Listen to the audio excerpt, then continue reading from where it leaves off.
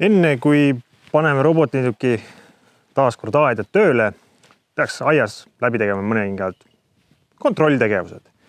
Esimene asi on muidugi jälgime, kas kuskil on mingi mullamutid hunniku üles ajanud, sidume siis mullamuti hunnikud ära.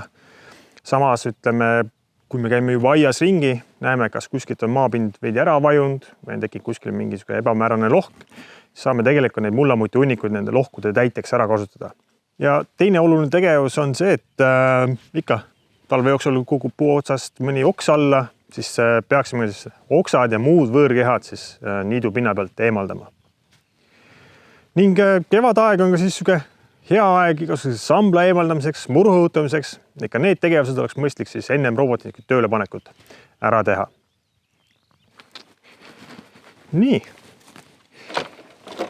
Enne kui siis tõstame robotniiduki jaama, siis millele jaama juures tähelepanu pöörata. Esimene asi muidugi jaama kogu siis ümbrus, jaama põhi peaks olema suhteliselt sile, et kui siin on mingid tekkinud rööpad, augud, siis me täidame need. Kui me näeme, et kuskil näiteks jaama siis põhi on deformeerunud, näiteks üles paisunud või kuidagi kummis, kõver, siis tuleks kindlasti seda kohendada. Selliselt, et jaama siis põhi oleks enam-vähem sirge ja loodis. Et see on oluline just selle jaoks, et robotniiduk siis saaks töö käigus ilusti ära tokitud. Kui siis jaamaga kõik korras, paneme jaama voolu sisse, jälgime siis jaama LED-tuld. Kui ta jääb ühtlaselt põlema, on kõik korras, saame robotniiduki siis jaama tõsta. Kui aga jaama tuli siis vilgub kiiresti, ütlaste vahedega, siis on tegemist perimeetri traadimurruga kuskilt.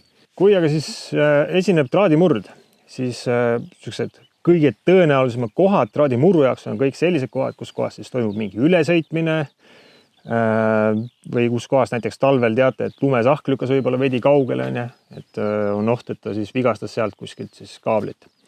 Ning samuti siis enam levinud siis rikkekohad on ka siis kõik eelnevad ühenduskohad või paranduskohad, et vaadake kindlasti ka need üle. Ning ei saa ka ju jätta välistamata, et võib-olla sattusite siis kevadiste aiatöödega veidi hoogu, kaevasite kuskilt midagi, lõite kogemata, siis labida korraks maasse, enne selle siis teadvustamata, et võib-olla selle koha peal oli siis robotniiduki kaabel, ja et ka selle koha pealt siis tasub otsida kaablimurdu. Nüüd kaablimurru otsimise jaoks ei olegi ühtegi sihukest võib-olla kiiret lahendust. Et kui te teate, kus kohas kaabli katki on, siis see on kõige kiirem lahendus, kui aga te peate hakkama otsima, kus siis kaabel katki on, siis selle jaoks müüakse ka igasugused erineva siis hinnavääringus siis selliseid testseadmeid, millega siis saab otsida siis kaablitakistusi. Nüüd tegevused, kui meil jaamaga kõik korras, perimeetri kõik korras, robotniidukil on aku täis, ennem kui siis aktiveerime automaatika ja saadame robotniiduki tööle, tuleks teha ära kaks asja. Esimene asi siis lähme seadistuste menüüsse ja lähme siis tabaluku ikooni peale ning seal siis kõige viimane sellest valikutest selle tabaluku ikooni all on siis IMO-doki ühendamine. Antud siis funktsioon kalibreerib siis robotniiduki signaali andurid. Et miks see oluline on just seetõttu, et kuna siis meil on juba võib-olla mitu aastat see kaabel siin maas olnud, kaabli takistus veidi muutub ning siis selle kaabli takistuse muutumisega muutub ka siis nimelt signaali tugevus. Ehk siis edastatav signaal, mis meil kaablis on. Et siis robotniiduk sellest paremini aru saaks, tuleks teha siis IMO-doki ühendamine. Kui aga siis signaali anduri kalibreerimisel annab robotile näiteks teate, et pooled vahetuses või polaarsusvahetuses, siis esimese asjana vahetage siis laadimisjaama sees olevate siis perimeetri kaablite otsad omavahel ringi klemmide all ning see peaks siis juba lahendama probleemi. Kui siiski selle juures on üks oluline tingimus, perimeetri kaablid siis selle jaama katte all peavad olema siis omavahel keerdu keeratud. Kui see on kõik korras, okei, siin ühtegi tõrget ei esinenud, siis järgmise asjana lähme siis seadistuste menüüs üks nõks tagasi, lähme paigaldus ning siin all on siis ääre proovimine. Mida siis ääre proovimine teeb või mida siis teie peaksite selle ajal tegema, kui robotniiduk äärt proovib, jälgime siis seda, et ega kuskilt robot siis millegile vastu ei põrka või kuskil ääre peal kuskil kinni jää. Et kui ta kuskil vastu põrkab, siis tuleb siis kaablit veidi kaugemale tõsta või see põrge sealt eemaldada. Kui ta jääb kuskile kinni põhja peale näiteks, siis tasub sealt veidi mullaga pinnast tõsta, et siis robot sinna kinni ei jääks. kui aga siis me neid põrkeid asju sealt ei eemalda, siis see tähendab seda, et meil siis hakkab kogu aeg olema seal probleeme, tekivad seal erinevad põrked ja ka käivituspunktidesse sõites näiteks põrke esinemisel tekivad erinevad probleemid, ehk siis tema siis niimoodi, et distantsi mõõtmine läheb sassi, ta ei jõua sinna õigesse käivituspunkti, et selle jaoks tasub siis vältida igasuguseid põrkeid perimeetri peal.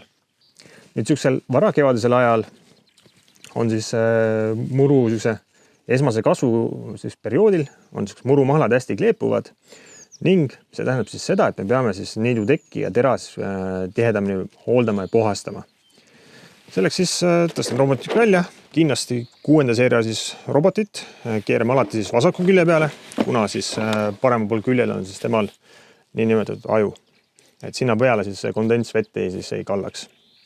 Aga nagu näeme, siis juba siin on siis niidutekki korralikult siis juba kinni kittinud siis muru siis mingi harjaga või puutokiga, lükkame selle siis suure mustuse siit maha ära ja kindlasti mitte kasutada siis pesuks survevett. Sealhulgas ka siis trassivesi on tegelikult surve all. Nüüd teatud juhtudel siis, nagu mainisin, võib siis see murumahl olla hästi kleepuv. Kui meil on veidi võib-olla tolmune ka kuskil mingid piirkonnad, siis ta kiitib meil ka tera kinni. Et sellisel juhul siis noaga peaksime siis selle tera puhtaks kraapima ning siis saame robotniiplit edasi kasutada. Et sellisel juhul, kui meil siis ongi niidutekk juba veidi umbes, tera võib-olla veidi juba kinni kittinud, siis selle robotniiduki müra tase tõuseb märgatavalt. Et see on siis esimene indikaator sellest, et meil siis vajaksid need detailid puhastamist. Kindlasti, kui tera on siis kõver või liialt juba kulunud, siis me tera ei terita, kõvera tera siis asendame kuuega ja selle siis sirgeks väänamisel me ei pruugi seda saada päris hästi parlanksi. Ta võib jääda veidi propellerisse, see siis tekitab juba vibratsiooni ning see siis võib mõjutada siis teramootori kinnitusi. Need võivad lahti väristada ennast ja sellisel juhul juba siis meie siis remondikulud lähevad oluliselt suuremaks, et niisugune kasulik nipp.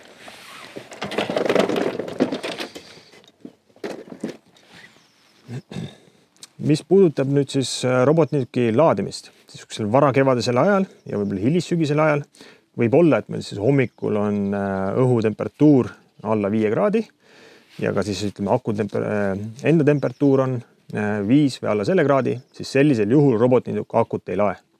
Et kindlasti tasub seda siis meeles pidada.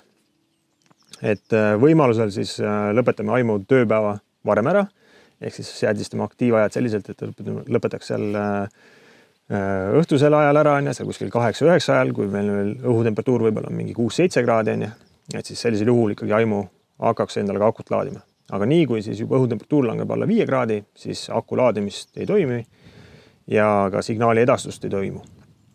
Et seda tasub siis silmas pidada. Ning ka siis ütleme varahommikused ajad, kui seal robotniiduk hakkab meil mingi 4, 5 või 6 ütleme tööle minema ja kui see hetk on siis samuti alla 5 kraadi, siis õhutemperatuur, siis ta tööle ei lähe. Et ta siis proovib seda iga teatud aja tagant uuesti. Kui ta siis 3 korral akutemperatuuri ei saavuta õiget, siis ta tühistab selle siis aktiivaja. Mis siis tähendab seda, et kasulik on siis päeva kohta panna vähemalt 2 aktiivaega, hommikune aktiivaeg ja siis pealelõunane aktiivaeg. Igal juhul, kui ta siis hommikul jätab tööle minemata, siis ta läheb vähemalt siis pealelõunasel ajal ikkagi tööle. Nüüd, mis puudutab siis äpiga mudeleid, siis nende puhul tasuks kindlasti jälgida, millises siis seadistuses on meil energiarežiim. Selleks siis lähme seadistuste menüüsse ning siis kirime alla.